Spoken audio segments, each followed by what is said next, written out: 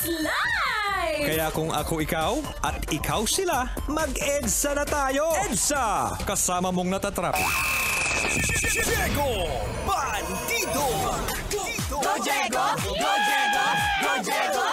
EDSA! Itaas ang kamot sa mga angkol. Itaas ang kamot sa mga angkol. Bunalikol, bunalikol, bunalkol, bunalkol.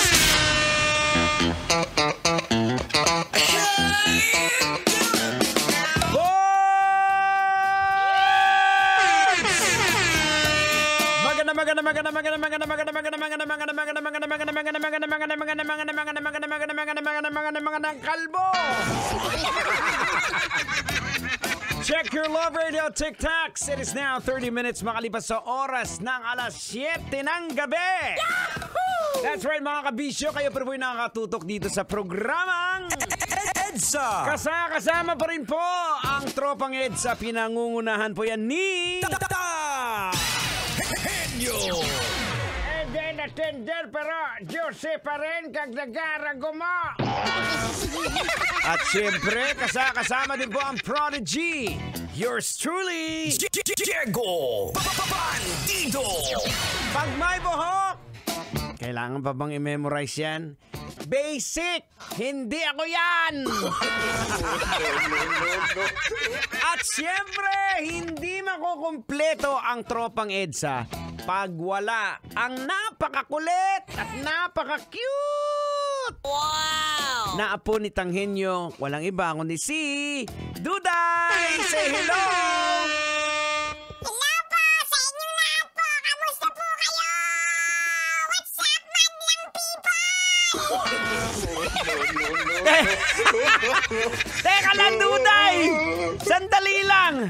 Ba't grabe yung energy mo ngayon Sa ka ba galing? Ano po kasi, Uncle Diego? Kakain po kasi ng maraming donut. What's up, madlang people? Let's go! Hoy! Lumabas ka na, please. Baka kung ano pa pindutin mo dito. Pambira to si Duday, O, sige na, doon ka na. Tuloy mo na yung kain mo ng donut.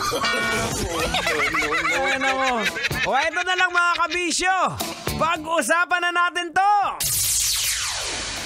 Doja Cat. Kilala niyo ba si Doja Cat? Yung isa sa mga parang Nicki Minaj to papunta na sa bold. Yung kantahan nila. Ito pala yung isa sa mga maalala nyo. Ito. Yan. Siya po kumanta niyan. Si Doja Cat. Oh. Yan. Siya po yan. Yan. Okay, tama na yan. Kilala ka na namin. Doja Cat. Kasi po, nag-deactivate po siya sa kanyang Instagram after ni-reveal niya po na sabi niya, it's getting too much. Nasobra na kasi. Ito po mga kabisyo, just to give you a context. Back in July 2023, ito pong si Doja Cat. Nawalan po ng almost 400,000 followers sa kanyang platform after speaking out against sa kanyang mga fans. Mantakan nyo, binanata, tinira ba naman sarili niyang fans, nilait-lait? O kaya marami din ang nagalit sa kanya, nag-backlash sa kanya. O eto, hindi na natin patatagalin to, Tang. Logican na natin to, Tang. Ay, sige, wag mo nang patagalin para mahibas-basan. Logican mo na yan. Logica na yan! Logica na yan! Alright, mga kabisyo, logica na yan. Anong leksyon ang ating mapupulot? Anong aral ang ating madudukot? Boards, sobrang basic to ngayon sa social media na i-cancel ka pag ayaw sa'yo. Diba? May magagawa. Pag may nagawa kang hindi nagustuhan ng mga netizens, cancel ka kaagad.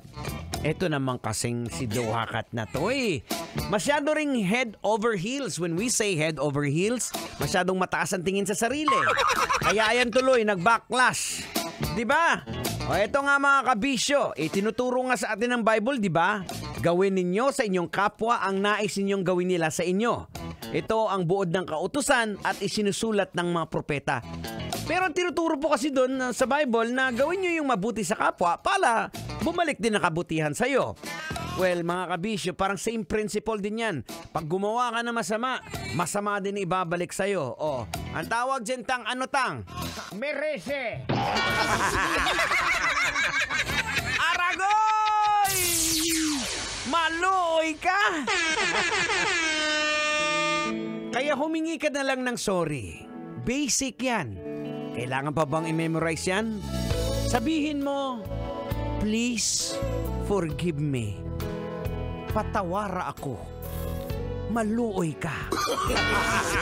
Kailangan pa bang i-memorize yan?